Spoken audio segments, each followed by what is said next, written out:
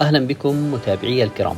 نستعرض معكم اليوم التاج الملكي البريطاني. صنع هذا التاج بمناسبة تتويج الملك جورج السادس عام 1937، وهو التاج الذي استخدمته وضعته الملكة إليزابيث الراحلة بعد تتويجها.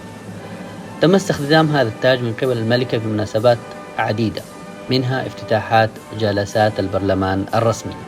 يزن هذا التاج أكثر من كيلوغرام واحد، ويبلغ طوله 31.5 سنتيمتر، وهو مرصع ب 2868 ماسة، و11 حجر ياقوت أزرق، و11 قطعة زمرد، و269 لؤلؤ، وأربع قطع ياقوت أحمر.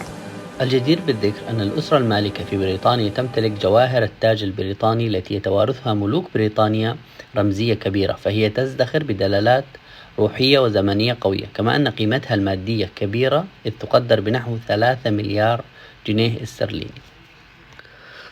هذا وقد سبق للملكة أن تكلمت في إحدى اللقاءات الصحفية عن التاج وشرحت بعض معالمه للصحفيين، كما سنتابع في المقطع التالي. هذه المقابلة كاملة موجودة على قناة الBBC، وهي حصرية، وسنقوم بترك الموقع لكم أسفل.